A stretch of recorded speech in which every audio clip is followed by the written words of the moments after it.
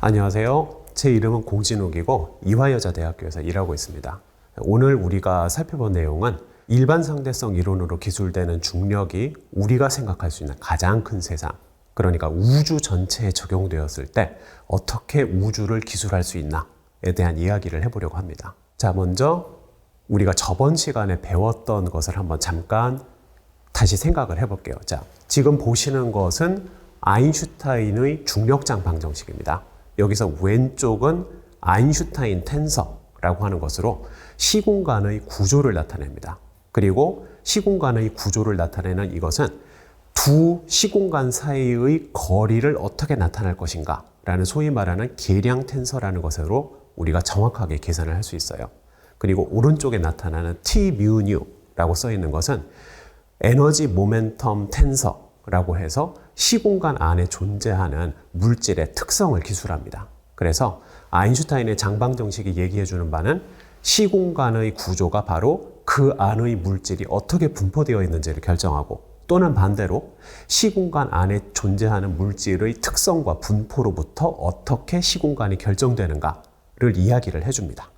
자, 그러면은 과연 대표적으로 아인슈타인의 장방정식으로 결정되는 시공간이 어떤 것이 있을까라고 하면은 가장 먼저 우리가 생각할 수 있는 시공간이 민코프스키 시공간이라고 합니다. 이거는 우리가 일상을 영위하는 시공간인데요. 공간 부분은 우리에게 익숙한 유클리드 공간, 그러니까 우리가 삼각형을 아주 크게 그렸을 때 그 내각의 합을 전부 더하면은 180도가 되는 그런 세상이에요. 그리고 한 가지 특이한 것은 공간과 시간의 부호가 서로 반대라는 겁니다. 그래서 이 구조는 상대성 이론이 가장 큰 전제 조건 중에 하나인 광속이 일정하다라는 것을 강제하면은 자연스럽게 도출되는 결과예요. 자, 그리고 굉장히 특수한 그리고 중요한 또 다른 시공간으로 슈바르츠 실트 시공간이라는 것이 있습니다. 자, 이 시공간의 모습은 앞서 보았던 시공간과는 조금 더 복잡하게 생겼는데요. 여기서 중요한 것은 지금 보시면은 시간 부분과 거리 부분의 구조가 굉장히 비슷합니다. 그래서 어떤 특정한 거리, RS라고 쓰여진 이 거리보다 더 작으냐, 더 크냐에 따라서 시간과 공간의 역할이 서로 뒤바뀌어요. 그래서 이 거리를 RS를 우리가 뭐라고 부르느냐 하면은 슈바르츠 실트 반지름이라고 합니다. 그리고 슈바르츠 실트 반지름보다 더 안쪽에서는 어떤 물체도 빛조차 포함해서 밖으로 빠져나오지를 못하기 때문에 우리가 슈바르츠 실트 반경을 블랙홀의 크기로 이야기를 합니다. 그래서 슈바르츠 실트 시공간은 블랙홀을 기술하는 시공간이에요. 자, 그러면은 이제 우주를 생각을 해봅시다. 그런데 우주에 대해서 이야기를 하기 전에 과연 일반 상대성 이론으로 우주를 기술한다면 어떤 일이 일어날까를 한번 생각을 해보죠. 자, 먼저 질량은 곧 에너지를 가진 물체이기 때문에 시공간을 휘게 만듭니다. 또한 휘어진 시공간은 바로 중력을 의미하죠. 그리고 아인슈타인 장방정식에서 물질과 에너지는 서로 동치이기 때문에 물질 이야기를 먼저 이야기를 해도 상관은 없습니다. 그리고 중력은 서로를 끌어당기는 인력이기 때문에 물질이 존재하는 우주는 수축하게 됩니다. 가만히 있지를 않아요. 그래서 이 결론은 아인슈타인이 장방정식을 발표했던 1900년대 초반까지 사람들이 오랫동안 믿어왔던 소위 말하는 정적이고 영원한 우주라는 그림과는 전혀 반대되는 동적이고 어떻게 운명이 결정될지 모르는 그런 세상입니다. 그래서 그때까지의 우주관과는 달리 정적이지 않고 역동적인 우주를 이야기하는 것이 바로 일반 상대성 이론에서 이야기하는 우주의 모습이에요. 그런데 사실 이 동적인 우주라는 개념은 사실 상대성 이론 이전에 이미 사람들이 어느 정도 눈치를 채고 있었습니다. 실제로 1700년에서 1800년에 걸쳐서 활동했던 독일의 천문학자 하이니히 올베르스가 소위 올베르스의 역설이라는 것을 제기를 합니다. 그게 무엇이냐면요, 간단하게 왜 밤하늘이 어두운가에 대한 것입니다. 그래서 얼핏 생각하면은 밤하늘이 어두운 건 너무 당연하잖아요. 태양도 없고 다른 태양보다 훨씬 어둡고 하니까. 그런데 올베르스가 생각한 것이 어떤 것이냐면은, 자, 그때까지 사람들이 믿어왔던 우주, 그러니까 무한하고 정적인, 변하지 않는 그런 우주를 생각해보고 그 우주에 별들이 수없이 많이, 정확하게 이야기하자면 무한히 많다고 생각을 해봅시다. 왜냐하면 우주가 무한하니까. 그런데 빛은 거리가 멀어질수록 그 밝기가 점점 떨어집니다.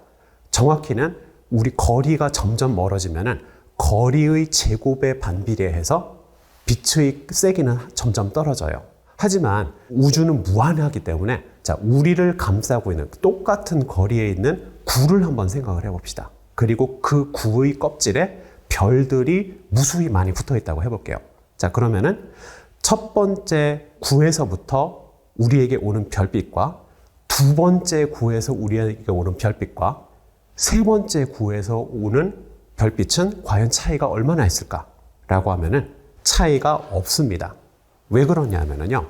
구의 면적은 거리의 제곱에 비례하고 아까 말씀드린 대로 빛의 세기는 거리의 제곱에 반비례하기 때문에 각각의 구에 있는 별의 개수는 거리의 제곱에 비례해서 많아지고 각각의 별로부터 오는 빛의 세기는 거리의 제곱에 반비례해서 더 약해지기 때문에 그 둘을 곱하면은 일정해요. 그렇기 때문에 우리를 중심으로 한 이 구껍질, 각각의 구껍질에서 오는 전체 빛의 세기는 똑같습니다. 그런데 우주가 무한하기 때문에 우리를 둘러싼 이 구껍질은 무한히 많이 생각할 수 있어요. 그렇기 때문에 무한히 많은 구껍질에서 모두 똑같은 양의 빛이 온다면 밤하늘은 엄청나게 밝을 수밖에 없습니다. 그런데 그렇지 않고 우주는 밤하늘은 어둡다는 것이죠. 왜 그러한가? 라는 것이 바로 올베르스의 역설입니다. 실제로 만유인력을 창시한 뉴턴 본인도 이 문제를 알고 있었어요. 정확히는 1892년에 리처드 벤틀리라는 신학자의 서신 교환에서 신이 창조한 무한하고 정적인 우주는 사실은 그렇지 않다. 굉장히 불안정하다는 것을 본인 스스로 인정을 합니다. 우주가 무한하고 정적이기 때문에 그 안에 별들이 나란히 있다고 생각을 해보죠. 그런데 그 중의 별 하나가 우연히도 약간 어긋난 위치에 있다고 생각을 해봅시다. 그러면은 중력은 서로의 거리의 제곱에 반비례하기 때문에 만약에 저 붉은 별이 정확하게 모든 다른 별에게서 똑같은 거리에 있지 않고 약간 어긋나 있다면요. 저 약간 어긋나서 좀 더 거리가 짧아진 쪽으로 중력이 더 강해집니다. 그러면 어떻게 되겠어요? 그러면은 우주의 모든 별들이 저 지점을 중심으로 모여들게 됩니다. 왜냐하면은 저쪽이 중력이 더 세기 때문에요. 그렇기 때문에 우주는 만약에 완벽하게 정적이고 영원하다면은 그 우주는 극도로 불안할 수밖에 없습니다. 아주 조금만 위치를 벗어나도 그런 우주는 붕괴되어 버리고 말아요.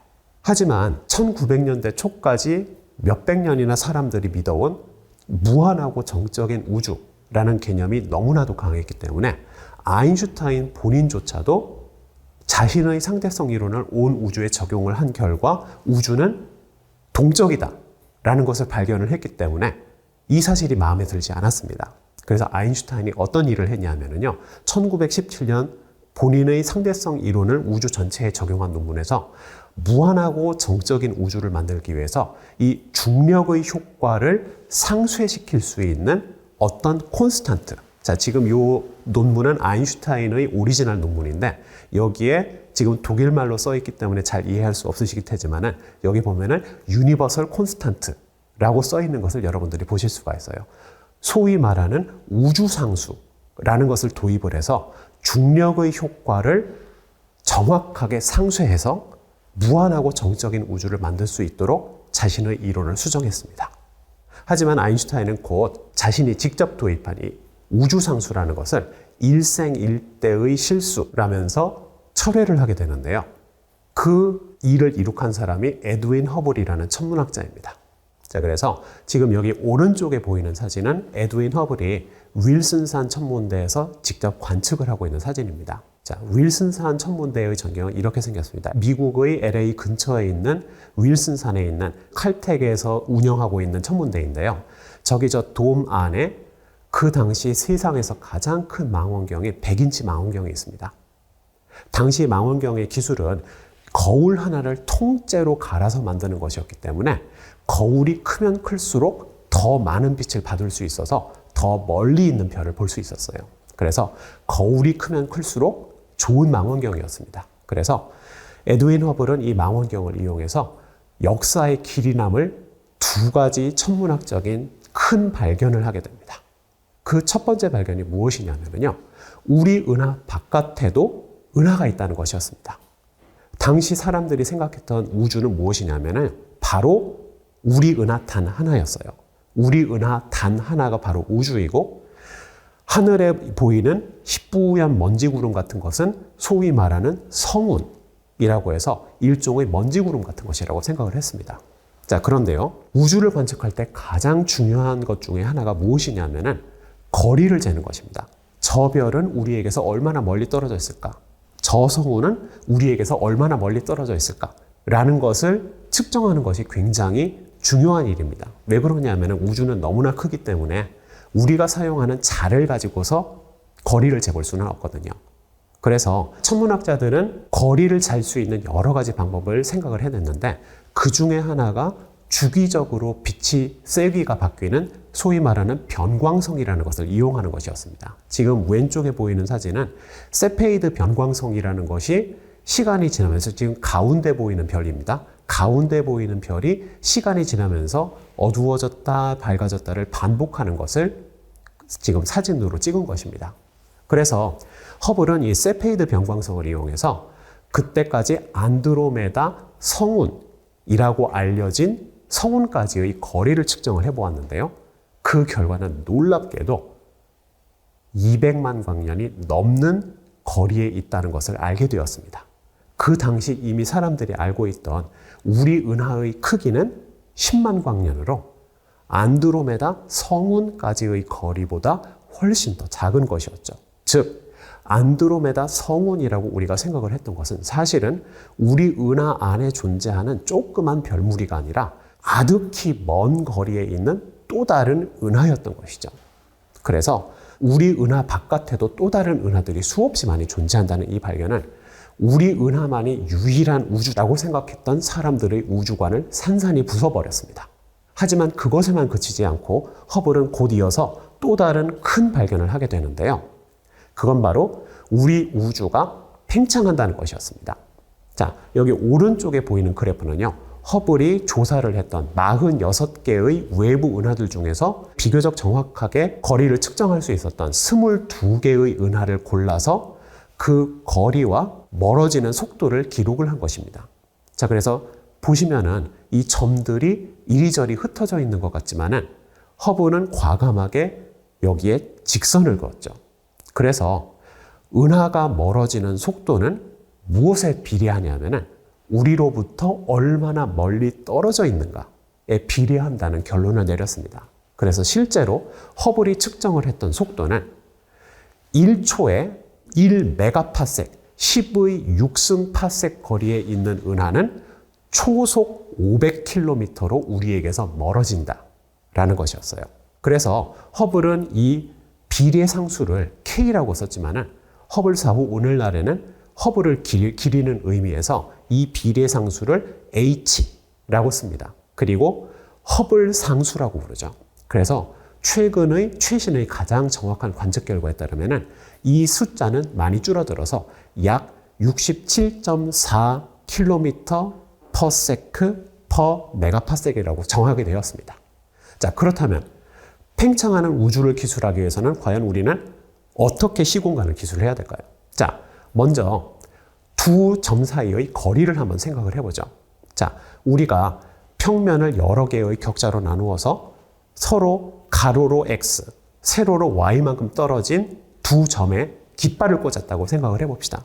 자, 그러면은 피타고라스 정리에 의해서 이 두 깃발 사이의 거리는 가로제곱 더하기 세로제곱이죠. x제곱 더하기 y제곱입니다. 자, 그런데 우주가 팽창을 해서 x와 y가 각각 2배의 거리가 되었다고 해보죠. 자, 그러면은 똑같은 이 깃발 사이의 거리는 과연 어떻게 쓸 수 있을까? 라고 하면은 2배의 x를 제곱 더하기 2배의 y를 제곱한 것입니다. 어라? 둘이라는 숫자가 공통이기 때문에 이것을 끄집어내보죠. 그러면은 우리가 무엇을 알 수 있냐면요. 둘의 제곱이라는 숫자가 전체 밖으로 빠져나와서 이전의 거리보다 2배가 되었다고 이야기를 할 수 있게 됩니다. 그래서 이러한 형태의 계량을 로버트슨 워커 계량이라고 합니다. 그래서 이 계량의 모습을 보시면은요, 기본적으로 공간은 유클리드 공간과 굉장히 흡사합니다. 단 하나 차이점은 뭐냐면요, 앞에 우주의 팽창을 의미하는 소위 말하는 팽창인자라는 것이 하나 더 곱해져 있는 그런 형태가 돼요. 그래서 이 팽창인자는 시간에 따라 우주가 공간이 팽창하기 때문에 일반적으로는 시간의 함수입니다. 그리고 어떤 식으로 시간에 의존하는지는 우주에 어떤 물질이 존재하는지에 의해서 정해집니다. 왜 그러냐면 시공간은 바로 물질과 동치이기 때문에. 그래서 우리가 팽창하는 우주를 기술하는 시공간은 바로 이 로버트슨 워커 계량을 이용해서 설명을 하게 됩니다. 자, 그렇다면요, 지금 우주가 팽창하고 있다는 얘기는 과거에는 우주의 크기가 더 작았다는 얘기입니다. 그렇다면 시간을 계속 거슬러 올라가 보면 어떻게 될까요? 우주의 크기가 점점 작아지다가 마침내 한 점이 될 것이라고 생각을 할 수 있습니다. 이것을 실제로 증명한 사람이 스티븐 호킹과 로저 펜로저입니다. 이 둘이 1970년에 특이점 정리라는 것을 발표를 했는데요. 그 내용이 무엇이냐면은 일반 상대성 이론에 따르면은 우주 전체는 단 하나의 특이점, 우리가 알고 있는 수학과 물리학으로는 기술을 할 수 없는 어떤 특별한 지점에서 시작을 했다는 정리를 증명하게 됩니다. 그리고 이 특이점을 우리가 무엇이라고 부르냐면요, 바로 빅뱅이라고 부릅니다. 그래서 우리가 현재 표준적인 우주론으로 받아들이고 있는 빅뱅 우주론에 따르면요, 아주 아득히 먼 옛날에 약 138억 년 전에 우주 전체는 단 하나의 특이점으로부터 시작했습니다. 그리고 거기에서부터 우주가 팽창해 나가면서 점점 우리가 관측할 수 있는 별과 은하들이 만들어진 것이었죠. 하지만은 특이점 정리가 나오고 우주에 대한 진화를 사람들이 이야기하던 1960년대에는 이 빅뱅이라는 것을 믿기가 굉장히 힘들었던 모양입니다. 아니, 어떻게 이 모든 우주가 단 하나의 점에서 출발할 수가 있느냐라는 문제였죠. 그래서 그때 1960년대 빅뱅 우주론과 더불어 강력하게 경쟁하던 또 다른 우주론이 정상상태 우주론이라고 합니다. 스테디 스테이트, 그러니까 예나 지금이나 똑같은 모습의 우주라는 뜻인데요. 이 정상상태 우주론에 따르면 우주가 팽창을 하면서 그 빈 공간 사이에서 또 다른 물질들이 계속 만들어진다는 그런 우주론이 바로 정상상태 우주론입니다. 그래서 지금 우리가 생각하면 아니, 어떻게 빈 공간에서 별과 은하가 만들어질 수 있지? 라는 생각을 할 수도 있지만은 그 당시 사람들, 1960년대, 50년대의 사람들에게는 온 우주가 단 하나의 점에서 출발했다는 것이 믿기가 더 어려웠던 모양입니다. 자, 그래서 1960년대 초반에 이 두 가지 우주론 중에서 과연 어떤 우주론이 옳은 것인가? 라는 것이 우주를 연구하는 사람들에게 굉장히 큰 화두였어요. 그리고 모든 물리학이 그렇듯이 과연 어떤 이론이 맞는가는 바로 실험에 의해서 결정이 되게 됩니다. 그래서 1965년에 빅뱅 우주론이 옳다는 강력한 실험적 증거가 발견이 되게 됩니다. 자, 그렇다면은 만약에 빅뱅 우주론이 옳다면 우리 우주의 모습이 어땠을까를 한번 생각을 해봅시다. 자, 옛날에는 우주의 크기가 더 작았어요. 우주의 크기가 작다는 얘기는 뭐냐면은 온도가 더 뜨겁다는 얘기입니다. 어느 정도로 뜨거웠냐고요? 어느 정도로 뜨거웠냐면은 가장 간단한 원자인 수소 원자, 양성자 주위를 전자가 묶여있는 가장 간단한 형태의 원자조차 그 뜨거움을 이기지 못하고 전자가 충분한 에너지를 가져서 양성자를 떨어져 나갑니다.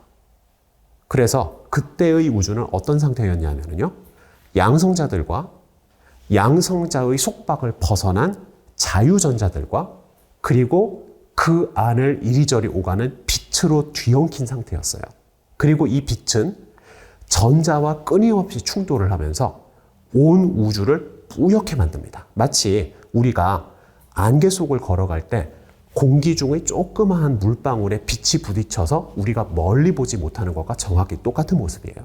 그래서 아주 옛날의 우주의 모습은 뿌연 플라즈마로 가득 차 있는 상태였습니다. 자, 그렇다면 우주가 팽창해 가면서 어떤 일이 일어나냐면 점점 우주의 온도가 식어갑니다. 점점 우주의 온도가 식어가면서 결국에는 전자들이 자유롭게 돌아다니지 못하고 양성자에 붙잡히게 돼요. 양성자에 붙잡히게 되면 이 우주에는 자유롭게 돌아다니는 전자가 없어지게 됩니다. 그렇게 되면 이전까지는 전자와 끊임없이 부딪히면서 나아가지 못하고 있던 빛들이 어느 한순간 더 이상 부딪히는 일 없이 우리에게까지 직진을 할 수 있게 됩니다. 그래서 만약에 빅뱅 우주론이 옳다면요, 과거의 어느 한순간 바로 이 마지막으로 전자에 빛이 부딪혀서 우리에게 오는 그 모습이 남아있게 됩니다. 그리고 이것을 실제로 발견한 사람이 펜지아스와 윌슨입니다. 이 두 사람은 그때 지금 AT&T 전화회사의 전신이 된 벨 연구소에 소속된 전파천문학자들이었는데요. 왜 전파천문학자들이 전화회사에서 일을 했냐면은 당시 무선 통신의 품질을 향상시키기 위해서 전파천문학자들의 능력이 필요했기 때문에 그렇습니다. 그래서 이 두 사람은 뒤에 보이는 이 나팔 모양의 안테나를 이용해서 무선 통신의 효율을 향상시키는 방법을 연구하려고 하고 있었는데요. 그러기 위해서 먼저 모든 잡음을 제거를 해야 됐는데 무슨 수를 써서도 없어지지 않는 언제나 어디서나 모든 곳에서 다 들려오는 잡음이 있더라는 것입니다. 과연 이 잡음이 무엇일까? 이 두 사람은 고민에 고민을 거듭했는데 이 두 사람 일을 하던 곳에서 멀지 않은 프린스턴 대학교에서 당시 일군의 천문학자들이 만약 빅뱅이 옳다면은 빅뱅의 흔적이 마지막으로 빛이 전자에 산란된 그 모습으로 남아 있어야 된다라는 것에서 착안을 해서 실제 그 마지막 모습을 관측하려는 시도를 하고 있었습니다. 우연히도 펜지아스와 윌슨의 발견을 어느 곳에서나 들려오는 잡음을 발견했다는 것을 알게 된 프린스턴의 천문학자들은 이 사람들이 우리가 찾으려고 했던 것, 빅뱅의 흔적을 이미 발견했구나 라고 깨닫고 이 둘과 협업을 해서 서로 논문을 같이 내게 됩니다. 그래서 펜지아스와 윌슨은 자신들의 발견을 간결하게 리포트로 냈고 그에 동반해서 프린스턴의 천문학자들은 이 발견은 바로 빅뱅의 흔적이다 라는 것을 설명하는 논문을 쓰게 됩니다. 자, 그래서 펜지아스와 윌슨이 발견한 것은요, 1초에 약 4,000번가량 왕복하는 잡음을 발견하게 됩니다. 그래서 이 1초에 4,000번 정도 진동하는 이 잡음은 만약에 우리가 빛으로 바꾸어서 파장, 한 번 출렁이는 이 거리 간격으로 얘기하자면은 마이크로파에 해당해요. 그래서 우리는 이 빛을 무엇이라고 부르냐면은 마이크로파 배경, 왜냐하면은 어느 곳에나 존재하기 때문에, 그리고 온 우주에 있기 때문에 우주에 있는 마이크로파 배경의 복사다. 즉 우주 배경 복사, 코스믹 마이크로웨이브 백그라운드, 줄여서 CMB라고 부르게 됩니다. 그래서 이 거창한 이름과 달리 사실 실제로 우주 배경 복사의 모습을 보면은 굉장히 소박해요. 어떻게 우주 배경 복사가 생겼냐 하면은 이렇게 생겼습니다. 그래서 우주 배경 복사의 가장 큰 특징이 무엇이냐면요, 우주 배경 복사는 그때 존재하던 모든 전자의 빛이 끊임없이 부딪혀서 이리저리 산란하는 모습을 사진으로 찍은 것입니다. 그렇기 때문에 어느 곳이나 어떤 곳이나 끊임없이 빛과 전자가 부딪혀서 서로 산란하고 있었기 때문에 소위 말하는 열적 평형 상태에 있었어요. 그렇기 때문에 어느 곳이나 어디나 어떤 방향을 보아도 정확히 똑같은 온도를 가지고 있습니다. 소위 말하는 흑체 복사, 라는 것에 해당하는 모습인데요. 실제로 우주 배경 복사의 복사 그래프를 사람들이 면밀하게 관측한 결과 우리가 실험실에서 얻을 수 있는 어떠한 흑체 복사보다도 완벽한 흑체 복사 곡선을 보여줍니다. 자, 그렇다면 우주 배경 복사는 완벽하게 똑같은 온도를 가지고 있을 것인가 하면은 그렇지는 않습니다. 얼핏 보기에 우주 배경 복사는 완벽하게 똑같은 온도를 가지고 있어요. 완벽하게 똑같은 온도를 가지고 있는데 우리 실험의 성능을 높여서 좀 더 작은 온도 차이까지 우리가 관측할 수 있다고 하면은 점점점 우리 관측의 해상도를 높인다면은 첫 번째로 보게 되는 것은 태극문이 비슷한 것을 보게 됩니다. 하지만 이것은 사실 우주 배경 복사에 대해서 우리가 상대적으로 운동을 하고 있기 때문에 생기는 소위 말하는 도플러 효과입니다.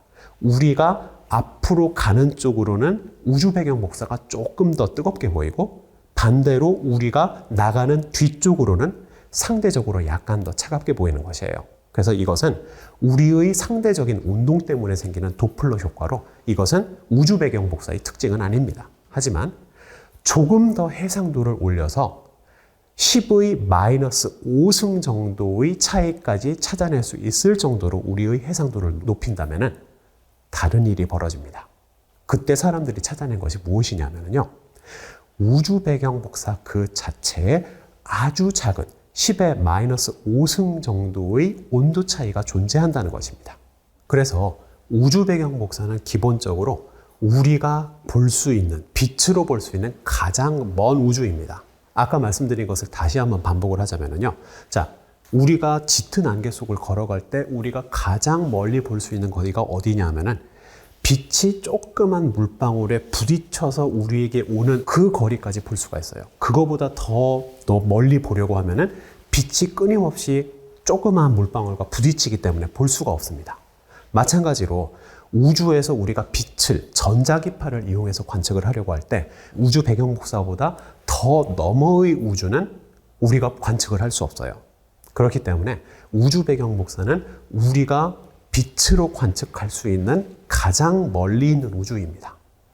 그렇기 때문에 우주 배경 복사를 자세히 보면은 우리 우주가 과거에 어떤 모습이었는지 그리고 그 이전에는 어떤 식으로 진화해 왔는지 굉장히 중요한 정보를 많이 얻을 수 있어요. 그렇기 때문에 실제로 지난 30여 년 동안 사람들이 굉장히 큰 노력을 들인 관측이 무엇이냐면은 바로 이 우주 배경 복사를 더더욱 정밀하게 관측하는 것이었습니다. 그래서 가장 최근에 있었던 우주 배경 복사 관측은 2009년에 프랑스령 기니에서 발사된 유럽 우주국에서 기획한 플랑크 인공위성입니다. 지금 여기 사진에 보이는 이 지도의 위치가 바로 프랑스령 기니인데요. 여기에서 2009년에 플랑크 우주위성이 허셜 우주망원경과 함께 발사가 되었죠. 자, 그래서 과연 플랑크 인공위성이 어떤 식으로 실제로 우주 배경 복사를 관측했는지 유럽 우주국에서 마련을 한 동영상을 한번 보시도록 하겠습니다.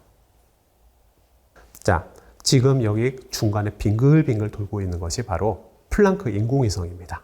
그래서 플랑크 인공위성은요, 저기 보이는 저 뚫린 구멍으로 우주 배경 복사의 빛을 받아들여서 분석을 하게 되는데, 자, 플랑크 인공위성이 어떤 식으로 관측을 했냐면요. 지구로부터 약 150만 킬로미터 떨어진 곳에 있는 라그랑주 포인트라는 곳에 체류를 하면서 관측을 하게 되는데요. 이런 식으로 하루에 몇 바퀴 빙글빙글 돌면서 우주 배경 복사를 정확하게 분석을 하게 됩니다. 그래서 하루에 여러 번 제자리에서 뱅글뱅글 돌면서 구 모양으로 관측을 하게 돼요. 왜 그러냐 하면 우주 배경 복사는 모든 곳에 다 있기 때문에 이런 식으로 완전히 둥글게 앞, 뒤, 좌우, 위아래를 전부 다 관측해야 그 모습을 정확하게 볼 수 있기 때문에 그렇습니다. 자, 그래서 이렇게 한 바퀴 삥 구형으로 관측한 우주 배경 복사를 펼쳐서 보는 것이 바로 우리가 보는 우주 배경 복사의 지도입니다. 그리고 여기 가운데 빨간 부분은 우리 은하의 모습이에요. 우리 은하에서 오는 빛들이 더 멀리서 오는 우주 배경 복사를 방해하고 있는 겁니다. 자, 그러면 우주 배경 복사가 과연 어떻게 보이는지 한번 보시도록 하겠습니다. 지금 이거는 우리 은하계의 모습입니다. 그리고 그 바깥쪽에 우리의 지구가 있는데요.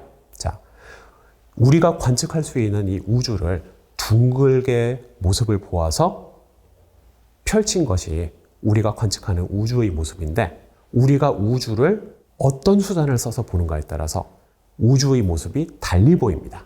빛을 이용해서 볼 수도 있고 마이크로웨이브를 이용해서 볼 수도 있고, 해상도를 높이면은 점점 더 이렇게 작은 온도 차이를 관측을 할 수 있게 되죠. 그래서 우주 배경 복사 관측의 역사는 바로 무엇의 역사냐면은 얼마나 더 자세히 이 작은 온도 차이를 볼 수 있는가, 바로 그 역사입니다. 그래서 가장 먼저 인공위성 관측을 한 실험이 코비, 코스믹 백그라운드 익스플로러라고 하는 실험인데요. 자, 가장 위에 보이는 모습이 바로 코비 인공위성과 코비 인공위성에서 관측한 우주 배경 복사의 온도 차이의 그림입니다. 그래서 코비 인공위성의 해상도는 얼마나 멀리 떨어져 있는 두 점 사이의 온도 차이를 측정할 수 있냐라고 하면은 7도 떨어져 있는 두 지점 사이의 온도 차이를 측정할 수 있었어요. 그래서 그 모습만으로도, 그 정도의 해상도만으로도 이미 불규칙한 온도 차이를 관측할 수 있었고요. 세월이 더 흘러서 1999년에 쏘아 올라간 그 다음 프로젝트가, 인공위성 프로젝트가 윌킨슨 마이크로웨이브 아나이소트로피 프로브, WMAP이라고 하는 인공위성 프로그램입니다. 자, 이 인공위성은 훨씬 더 해상도가 좋아져서 똑같은 영역이라도 훨씬 더 자세히 온도 차이를 관측할 수 있는 것을 우리가 볼 수 있죠. 그리고 가장 최근의 2009년에 올라간 유럽 우주국에서 발사한 플랑크 인공위성은 더더욱 해상도가 좋아져서 약 0.01도 또는 그 이하까지 정확한 관측이 가능합니다. 그래서 점점 우리는 더 세밀하게 온도 차이가 있는 것을 관측을 할 수 있게 되었죠. 중요한 것은 무엇이냐면요, 모든 관측에서 지금 우리가 볼 수 있는 것은 우주 배경 복사에는 아주 작은 내재되어 있는 온도 차이가 존재한다는 것입니다. 얼마나 그 온도 차이가 있냐 하면은 배경 온도에 비교해서 약 10의 마이너스 5승 정도, 아주 작은 온도 차이가 존재해요. 자, 그렇다면은 왜 사람들이 이 작은 온도 차이를 더 정확하게 관측하기 위해서 그렇게 많은 노력을 들였을까요? 왜 그러냐면은 바로 이 작은 온도 차이가 우리가 관측할 수 있는 별과 은하를 만들어냈기 때문에 그렇습니다. 어떻게 이 작은 온도 차이로부터 우리가 관측할 수 있는 별과 은하가 만들어졌는지 또 다른 동영상을 한번 보시도록 할게요. 자, 지금 우주 배경 복사의 한 부분을 보도록 하겠습니다. 자, 지금 기본적으로 이것은 우주가 더 뜨겁고 차가운 것인데, 그 전까지는 물질들이 빛과 얽혀 있었기 때문에 온도가 더 뜨겁다, 차갑다는 물질이 더 많다, 적다와 똑같은 의미입니다. 그래서 물질들의 아주 조금만 10의 마이너스 5승 정도로 불균일하게 분포되어 있는 것에서 중력이 작용해서 중력이 조금이라도 더 많은 곳으로, 센 곳으로 물질들이 모여들어서 우리가 볼 수 있는 은하와 별들과 은하들이 모여있는 소위 은하단이 형성되게 됩니다. 바로 이런 이유로 우리가 관측할 수 있는 아주 작은 우주 배경 복사의 온도 차이를 정확히 관측한다면 그로부터 별과 은하들이 어떤 식으로 분포되어 있는지를 정확히 알 수가 있어요. 자, 그렇다면 그렇게 수많은 별과 은하는 모두 어디 있을까요? 실제로 그것을 관측하기 위한 프로그램 중에 하나가 허블 우주망원경입니다. 바로 우리가 이전에 보았던 에드윈 허블의 이름을 딴 우주망원경인데요. 직경 2m짜리 반사경을 가진 망원경을 우주에 띄워놓은 것입니다. 잠깐만. 왜 그러면은 직경이 2m밖에 안 될까? 라고 하면은 이 허블 우주망원경은 기본적으로 인공위성이에요. 인공위성이어서 우주에 떠 있으면서 멀리 있는 별과 은하를 관측을 하는데, 우주에는 공기가 없습니다. 도시도 없어요. 그렇기 때문에 별빛이 공기를 뚫고 오면서 이리저리 이지러지지도 않고 도시의 밝은 불빛 때문에 멀리 있는 별이 잘 안 보이지도 않습니다. 그렇기 때문에 훨씬 더 작은 크기의 거울만으로도 지상을 뛰어넘는 관측을 할 수가 있는 것이에요. 자, 그래서 허블 우주 망원경이 한 일이 무엇이냐면요, 딥필드라고 해서 달 옆의 큰 곰자리에 있는 아주 조그마한 영역을 관측을 한 겁니다. 어느 정도로 작냐면요, 우리가 볼 수 있는 달의 크기보다 거의 10분의 1 정도 되는 아주 조그마한, 얼핏 보기에는 아무것도 없어 보이는 저 시커먼 공간을 한번 촬영을 해본 것이에요. 그리고 그 결과는 너무나도 놀라웠습니다. 사람들이 관측을 하게 된 것은요, 그 조그마한 아무것도 없는 것처럼 보이던 곳이 사실은 셀 수도 없이 많은 은하들로 가득 차 있다는 것을 발견을 하게 된 것입니다. 왜 이 수없이 많은 은하들이 보이지 않았냐면은 그 빛이 너무나도 약하기 때문에, 너무나 멀리 있는 은하들이었기 때문에 미처 우리가 제대로 보지 못한 것이에요. 최근에 이 허블 우주망원경의 다음 세대로 제임스 웹 우주망원경이 최근에 발사되었습니다. 아폴로 프로그램에 큰 공을 세운 제임스 웹 나사 국장의 이름을 딴 우주망원경인데요. 자, 이 우주망원경은 허블 우주망원경보다 좀 더 진보된 기술로 지금 그림에서 보실 수 있듯이 여러 개의 거울을 짜맞추어서 보다 큰 직경의 거울을 탑재한 망원경입니다. 따라서 당연히 거울의 크기가 더 크기 때문에 훨씬 더 좋은 이미지를 얻을 수 있는데요. 어느 정도로 허블 우주망원경보다 그 이미지가 좋아졌느냐 하면은 놀랍도록 좋아졌습니다. 지금 이 그림은요, 똑같은 영역의 사진을 허블 우주망원경과 제임스 웹 우주망원경으로 촬영한 것을 비교를 한 것입니다. 훨씬 더 많은 은하를 더욱 선명하게 볼 수 있죠. 자, 여기서 한 가지 또 흥미로운 점이 무엇이냐면은 오른쪽 사진에 보시면은 길쭉길쭉하게 마치 크로와상처럼 아니면은 도넛처럼 길쭉길쭉하게 늘어진 이미지가 보일 거예요. 이것이 소위 말하는 중력 렌즈 효과라고 합니다. 굉장히 무거운 강한 중력을 가진 천체 근처를 지나가면서 빛이 휘는 현상이에요. 바로 이 아인슈타인의 일반 상대성 이론을 검증하기 위해서 에딩턴이 행했던 태양 근처를 지나는 별빛이 굴절된다 라는 것을 확인한 것과 정확히 똑같은 현상입니다. 중력 렌즈 현상이에요. 얼마나 멀리 있는 우주를 볼 수 있냐면요, 지금 현재 우리가 알고 있는 우주의 나이가 약 138억 년인데 허블 딥필드라는 관측은 약 10억 년대의 우주의 모습을, 그때의 별과 은하를 관측할 수가 있고, 그거보다 더 멀리 보는 울트라 딥필드라는 관측에서는 그것보다 훨씬 더 멀리 있는 약 4억 년, 7억 년 사이의 별들까지 관측을 할 수 있습니다. 그러면은 왜 사람들이 이렇게 은하의 관측에 많은 노력을 기울이는 것일까요? 자, 한번 이런 상황을 생각을 해봅시다. 우주가 팽창을 하면 그 안에 있던 별과 은하들은 서로 간의 인력에 의해서, 중력에 의해서 모여들게 됩니다. 그래서 별들과 은하는요, 여기저기 흩뿌려져 있는 것이 아니라 일정하게 좀 많이 모여 있어요. 별들이 많이 모여 있는 것이 바로 은하고, 은하들이 많이 모인 것을 우리가 은하단이라고 합니다. 그런데 만약에 우주가 더 빨리 팽창한다면 어떨까요? 우주가 더 빨리 팽창한다면 서로 간의 거리가 더 멀기 때문에 지금 현재 만약에 관측을 한다면 상대적으로 은하들이 덜 모인 것으로 관측이 되게 될 겁니다. 그뿐만이 아니죠. 자, 만약에 천천히 움직이는 물질들이 우주에 굉장히 많다고 하죠. 그러면은 그런 물질들은 굉장히 천천히 움직이기 때문에 중력이 만든 시공간의 조그마한 울퉁불퉁함도 놓치지 않습니다. 그래서 조금만 중력이 있어도 그곳으로 모여들어서 결국에는 별과 은하를 만들게 돼요. 하지만 만약에 우주에 굉장히 빨리 움직이는 물질들이 많다고 해봅시다. 그렇다면요, 이 물질들은 워낙에 빨리 움직이기 때문에 중력이 만든 조그마한 우물은 무시하고 지나다닐 수 있습니다. 마치 우리가 액션 영화 같은 곳에서 철길이 끊어져 있어도 아주 빨리 달리면 그 위를 통과하는 것과 비슷한 이치예요. 그래서 이렇게 빨리 움직이는 물질들은 어느 정도 크기가 크지 않은 중력은 무시하고 움직일 수 있게 됩니다.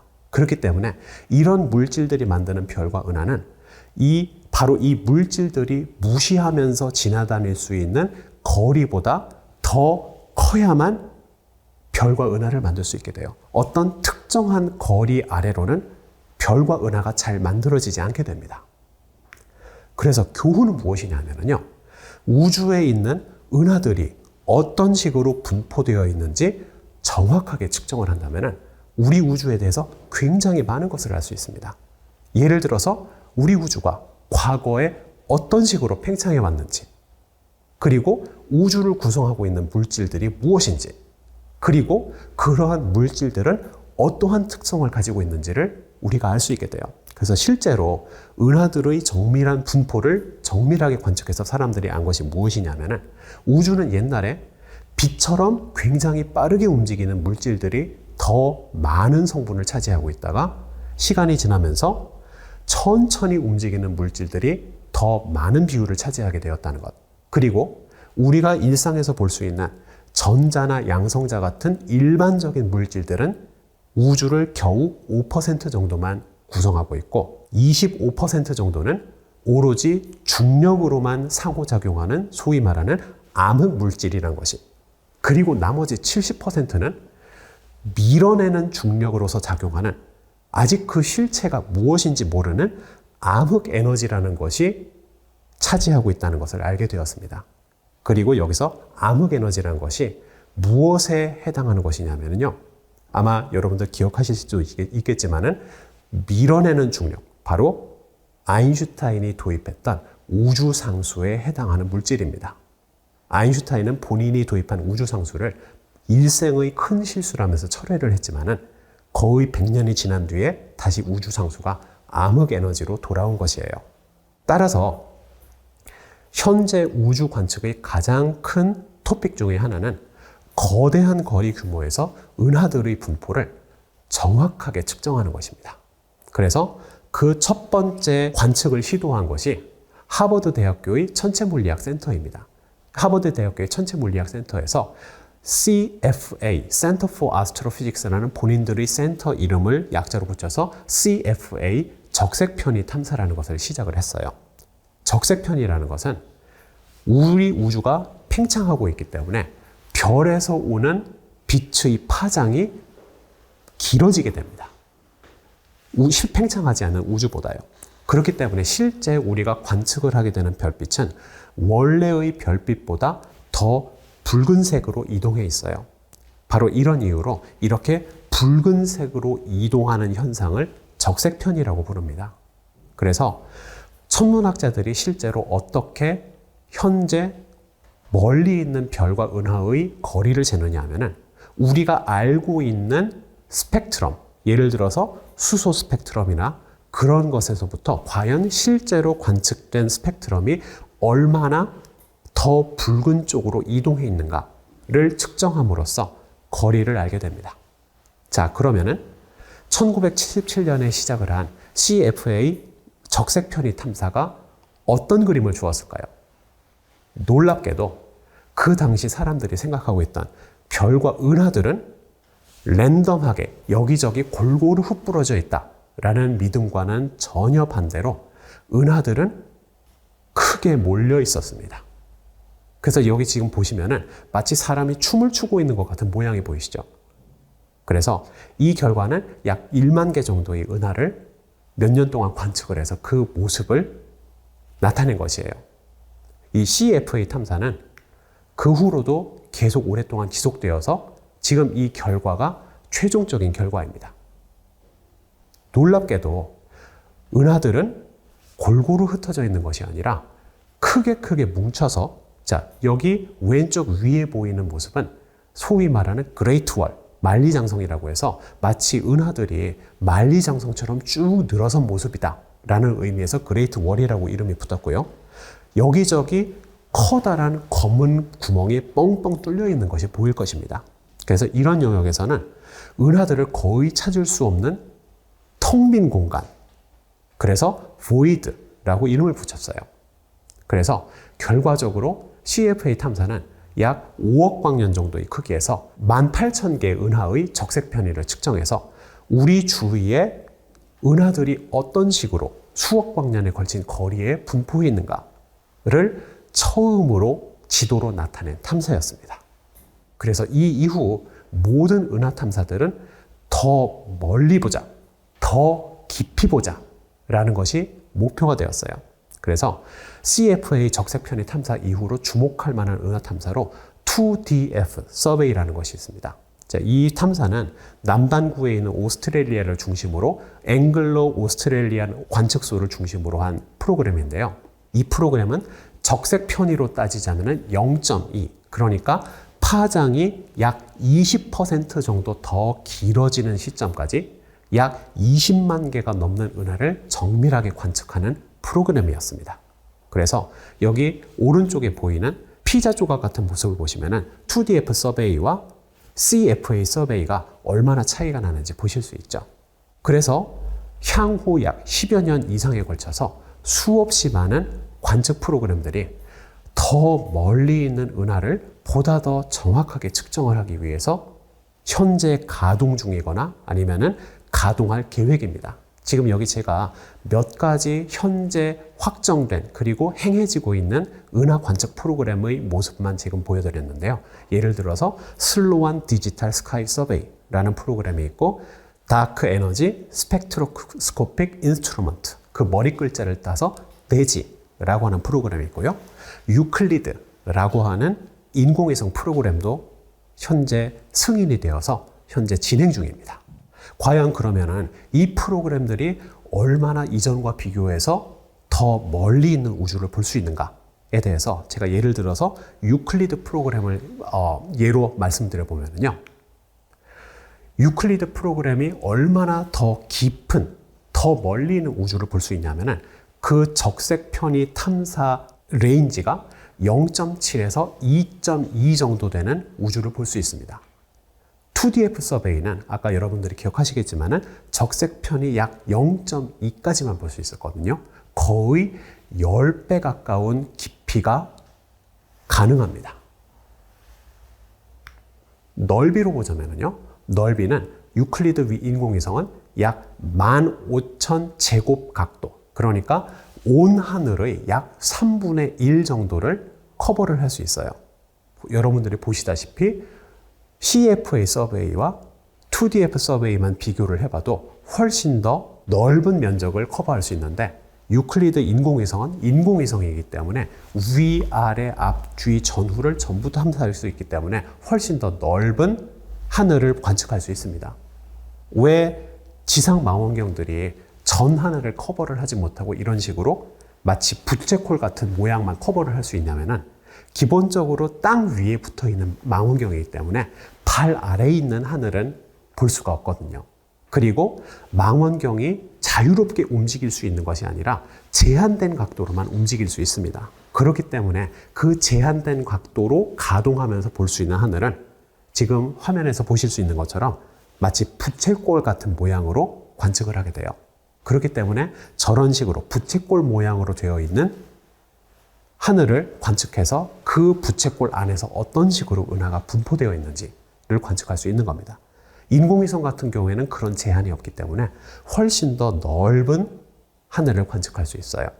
자, 그렇다면은 여태까지 우리가 알고 있는 우주의 모습은 어떨까요? 자, 먼저 우리 은하계에서부터 시작을 해봅시다. 자, 우리 은하계에서 점점 멀리 가면 멀리 갈수록 다른 은하들이 보입니다.